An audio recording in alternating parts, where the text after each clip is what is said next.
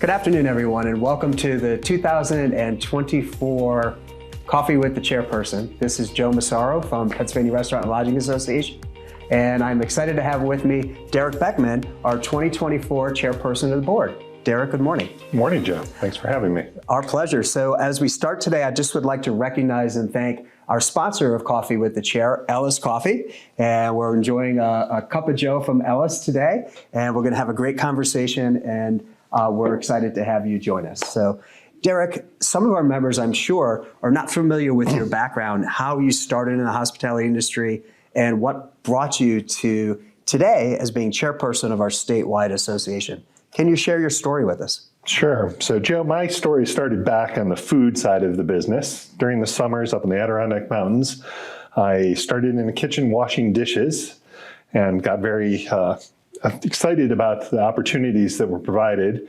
The next summer I came back and they allowed me to be a prep cook. So I spent my summers deveining shrimp and cracking oysters and making a lot of salads. The following year I changed employers and became a line cook. And that was very exciting to me to be able to have that progression growing up in the industry. And then the summer after that, I actually came back and they allowed me to manage the restaurant for the summer, which is a very cool experience. Got to go up, do some menu planning, doing some pricing. So at a very early age was given that responsibility of trying to understand a lot more of the details of how the restaurants worked. It was that same boss who looked at me and said, well, what do you want to do with your life, Derek? And I said, well, I find this stuff to be great. And he goes, well, you can also look at the room side because, there's some good money on that side of the business too. So I went to a school for years up at the Rochester Institute of Technology and joined franchise partner E.J. Delmonte working at a Marriott Hotel's front desk. And again, got really enthralled with that side of the business and decided, hey, how do I continue to grow my career? Became a supervisor, became the night manager, overseeing the entire operation. And then I was given my first GM's job at a Fairfield Inn, 63-room unit. It was a one-manager model. So imagine this, you're sitting there, you're working your shift, the PM desk clerk calls out, you're like, oh, here comes the double. Next. The auditor calls off. Well, here comes the triple. Yep. Well, it's a snowy day, so after the triple, you're out there shoveling snow. I said, okay, this is fun, but what else can I do? And I then had an opportunity to open a second Fairfield Inn, which was very exciting. And after that, I decided, hey, I want to get back into something a little bit larger after coming out of a full-service hotel. I joined Marriott International at that point, came down to Bethlehem, PA, opened the Courtyard in Bethlehem. And then 2 years later, I joined the opening team of the Courtyard downtown in Philadelphia. It was the largest Courtyard at the time. It was 498 rooms, so it was a great brand expansion, understanding what a large hotel was going to do for the brand. We were breaking every system possible. The things just didn't go well. The system was created to run a 150-room hotel, and we were running a 500-room hotel, and then we were quadding the rooms. It was a little bit of a disaster there.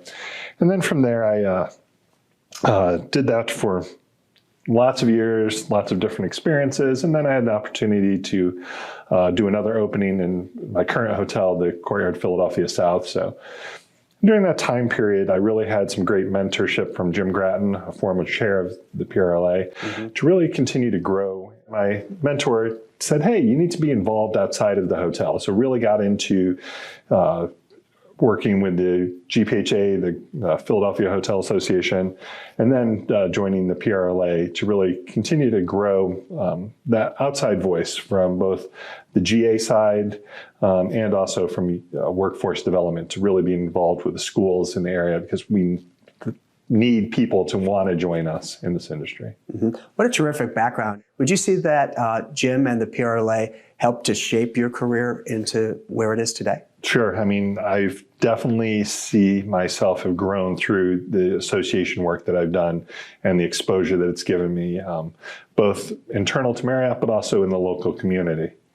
That's terrific. Your experience in food and beverage, in the rooms part of lodging, your exposure to travel and tourism, what a great precursor to now your leadership role for the State Professional Association for Restaurants, Hotels, and Travel and Tourism. Yeah, so thank you very for exciting. That.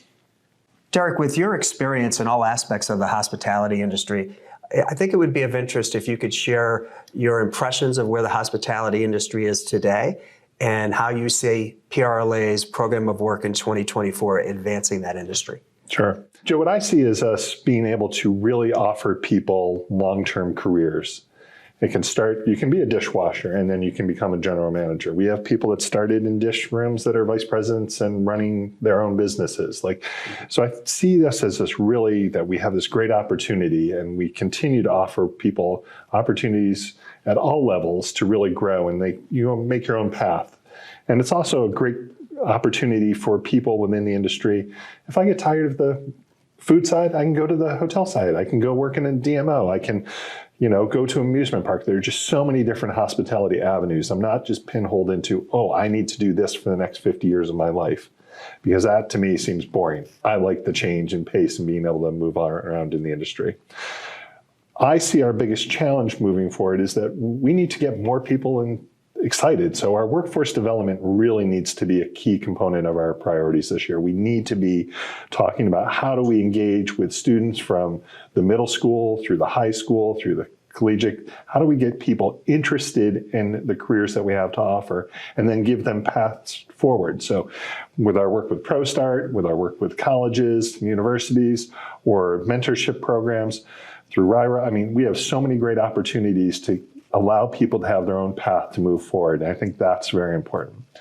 On a legislative front, we need to make sure that people understand all of the great work that we're doing and how we support communities that we're in. I think all too often we hear the rhetoric of, oh, you're low-paying jobs. I don't see us as low-paying jobs. I see us as we have some entry-level jobs that give you that ability to learn work skill sets that allow you to prosper long into the future. And it shouldn't be confused of, oh, well, they're poor paying. We can all make very good money in this industry. You just have to have a lot of the self-drive and desire to get to where you want to be. That's certainly true. And today we happen to be at one of 3 hospitality career boot camps that PRLA has produced. And can you share a little bit about your observations of these middle school and high school kids? There's about 90 of them here with us today. What's your impression walking away from today's event? It's great to see this enthusiasm and just this want to soak up the knowledge. We were learning how to make dumplings earlier and just watching the kids make the first one and go, not so good. And then a little bit of extra instruction by one of the chef students or the chef himself would come by and say, hey, if you try this, hey, notice that one's too thick up here, but if you do this to it, and just that learning and that moment where they got it, that to me is just so exciting to watch, that enthusiasm and people wanting to learn and have that little surprise at the end going, hey, I did that. It's true. And as you mentioned just a moment ago, there's so many different career opportunities within hospitality. Just a little bit from now, they'll be hearing from professionals in accounting, marketing, HR, all aspects of lodging, travel, tourism, and restaurants. They'll be able to hear personal stories and ask questions about which career path within hospitality might be of interest to them. So you've attended these events before. You've come to ProStart for many years. Workforce development is truly an interest of yours just by your actions. That's obvious. What could one of our members expect to gain from a little bit more involvement in that workforce arena? I think it's, you get the pick of the litter because you're at the event, you're looking at the talent, you're going, I want that person on my team, or I see that person's potential. How do I hook them up? Because I might not have the right opportunity. I'm working in a Courtyard. We do a lot of preparation of things, and then we cook a lot of stuff in turbo chefs. If you don't know what a turbo chef is, you're missing out on a great invention of technology.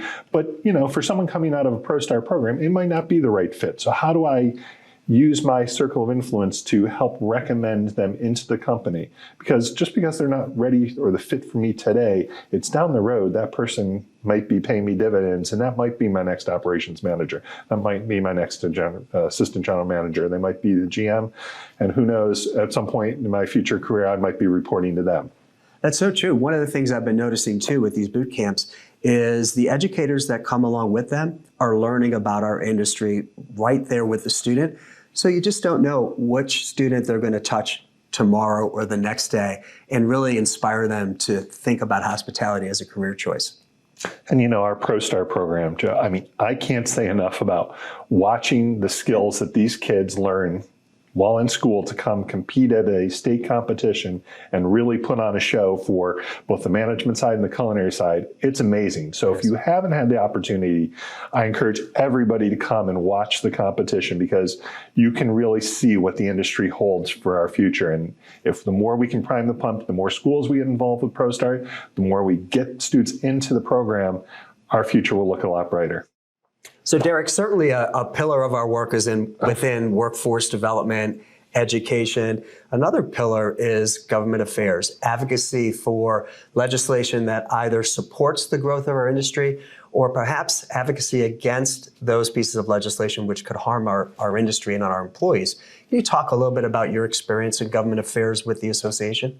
Sure. I think that what we have done in the association is great. We've gotten our name out there, and now we have a seat at the table. So at least we're having the conversation with a lot of the legislators about how their decisions impact our industry, or what our industry is doing to impact what their constituents see. Human trafficking, huge topic. We're very anti-human trafficking. We don't want to see it happen in our facilities. We want to make sure our associates have the training. So we stand behind them in creating legislation that will help us prevent human trafficking from occurring. There's other legislation where they say, hey, we want you to do this as an employer. And some of the this asks are very difficult for the employer to comply with, or it puts unreasonable burdens on the employer. And then we want to have a voice and say, hey, well, I don't think you've thought all of the points through. Let us explain what we're doing in this space to make it good or bad, indifferent, but at least be able to get out there and really talk through what's happening, and versus them just hearing one talking point. Part of this is also that we want to make sure that we're engaging our larger partners to really help us in this advocacy. We need to have the support. We need to have funding. In order for us to get out and be in front of people, we need to fund through advocacy funds or through our PAC. We need to make sure that we can be at the table. If we're not at the table, plenty of other people will be at that table and filling up the airwaves. So we need to make sure our voice is getting heard. That's a great point. So as a member, whether they be an independent restaurant owner or part of a larger corporation, be that restaurants, lodging, tourism, how would you recommend someone consider being involved? You mentioned in helping us raise funds. What are some other ways that people can engage? Sure. We set up these great roundtables around the state, and it is great to get in front of legislators so that when they have a question, they know who to call. Invite them in, have them come to your facility and say, hey, let me give you a back of the house tour of what we're doing here. Talk about all the great community service things that you're doing for their constituents. Sometimes I think that people don't hear all of the positive things. We're not just an employer, but we support our communities. Mm-hmm. And we're out there doing all this great work all the time. So politicians need to hear that as well. We have our Ledge Days every other year in Harrisburg. It's a great way to get up, see the Capitol, see how the political world works.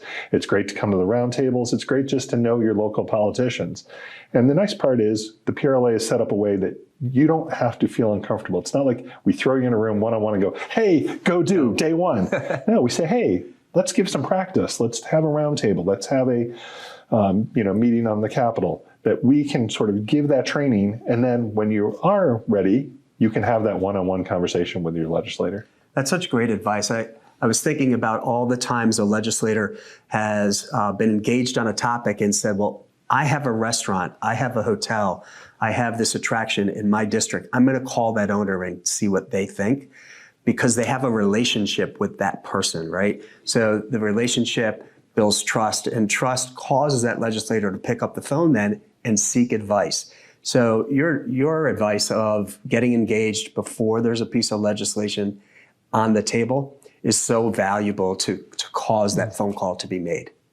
So Derek, PRLA has grown through the years, as you're very well aware, from a restaurant association to a restaurant and lodging association, now destination marketing organizations and other attractions and travel and tourism organizations join us because they see the power of our organization as one that could help strengthen their voice. Can you talk a little bit about the synergies of this organization as being the entire hospitality industry together? Sure. It's been a lot of fun to watch us grow, right? Back in the day, we had this, hotel association that was floundering a little bit. We had the restaurant association. We joined together. All of a sudden, we had the DMOs and all these other things. And it's very nice to have this platform of people that you can get together as a group and just talk through the issues.